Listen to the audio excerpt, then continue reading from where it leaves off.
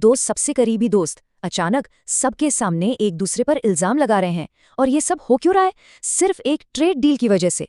चलिए इस पूरे ड्रामे की जड़ तक चलते हैं। और ये कोई छोटा मोटा बयान नहीं था।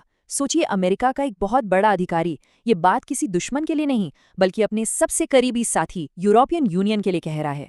और टाइमिंग देखिए, ठीक तब जब यूरोप और भारत एक बहुत बड़ी, एक हिस्टोरिक डील फाइनल करने वाले थे।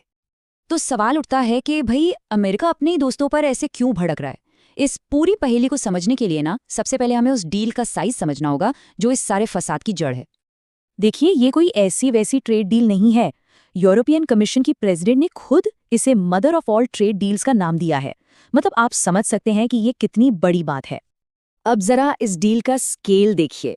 ये डील जोड़ती है करीब 2 अरब लोगों को, मतलब भारत और 27 यूरोपियन देश। ये दोनों मिलकर दुनिया की जीडीपी का 25% बनाते हैं।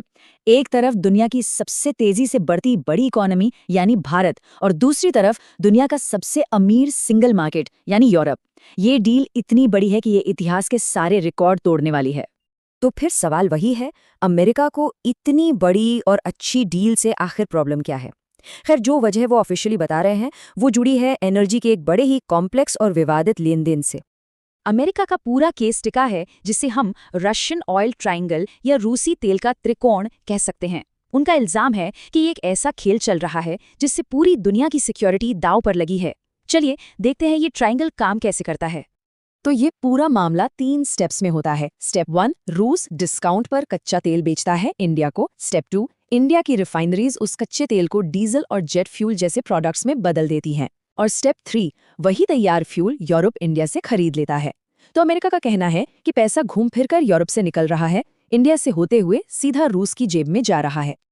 तो अमेरिका के आर्ग्यूमेंट का सबसे जरूरी पॉइंट यही है कि उसके दोस्त, उसके अलाइज अनजाने में उसी दुश्मन को पैसा पहुंचा रहे हैं जिसे रोकने के लिए वो सब मिलकर इतनी कोशिश कर रहे हैं। लेकिन यहां कहानी में एक बड़ा ट्विस्ट आता है। अमेरिका जो ये मॉरल हाई ग्राउंड ले रहा है ना, उसकी अपनी दलीलों में ही एक बहुत बड़ा झोल है।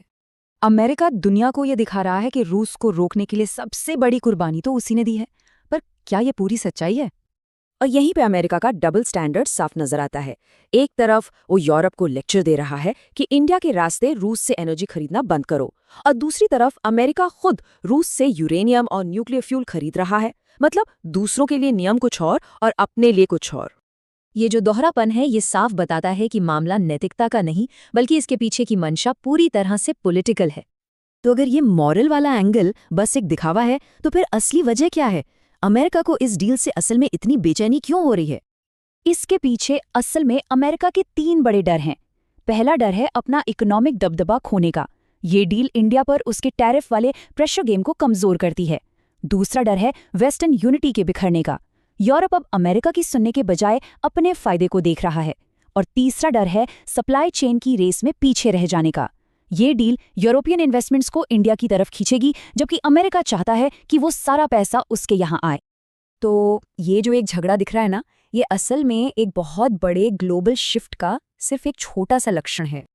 ये पूरा एपिसोड इस बात का परफेक्ट एग्जाम्पल है कि दुनिया अब कैसे एक नए मल्टीपोलर इकोनॉमिक ऑर्डर में ढल रही है।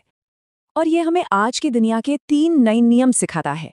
पहला, ट्रेड अब आइडियोलॉजी से बड़ा हो गया है। दूसरा, एनर्जी अब मोरालिटी से ज्यादा जरूरी है। और तीसरा, देशों का अपना नेशनल इंटरेस्ट अब किसी भी दोस्ती या अलायंस से ऊपर है। यही नए वर्ल्ड ऑर्डर की सच्चाई है।